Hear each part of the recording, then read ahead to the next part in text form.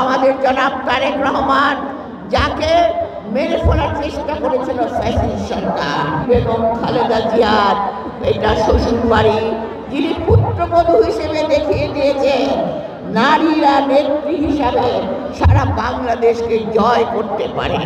আমি আবেগে আপ্লুত। এই বিরাট এই বগুড়া এই মাঠে আমার মা বোনদের এই সমাবেশে এসে আপনারা প্রমাণ করেছেন বগুড়ার মাটি ধানের শীষের ঘাঁটি। এটা আজকে প্রমাণ হয়েছে আপনাদের উপস্থিতির কারণে।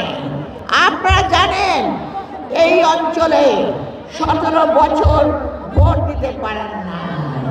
তার আগে আপনারা জানেন এই অঞ্চলে আমাদের বগুড়া জেলা আমাদের বাংলাদেশের গর্ব, কারণ শহীদ প্রেসিডেন্ট জিয়াউর রহমান যিনি স্বাধীনতা ঘোষণা করেছিলেন এবং যিনি যুদ্ধ করে দেশকে স্বাধীন করে এদেশে বহুদলীয় গণতন্ত্র প্রতিষ্ঠা করেছিলেন, তার জন্মভূমি বগুড়া জেলা। একমাত্র স্মার্ট সিটি বসুন্ধরা, আধুনিকতায় এক ধাপ এগিয়ে। বেগম খালেদা জিয়ার এটা শ্বশুর বাড়ি, যিনি পুত্রবধূ হিসেবে দেখিয়ে দিয়েছেন নারীরা নেত্রী হিসাবে সারা বাংলাদেশকে জয় করতে পারে। এবং শুধু বাংলাদেশ নয়, সারা বিশ্ব আজকে বেগম খালেদা জিয়ার জয় জয়কার। আপনারা জানেন আমরা এসেছি আপনাদের একটা পবিত্র ভূমিতে।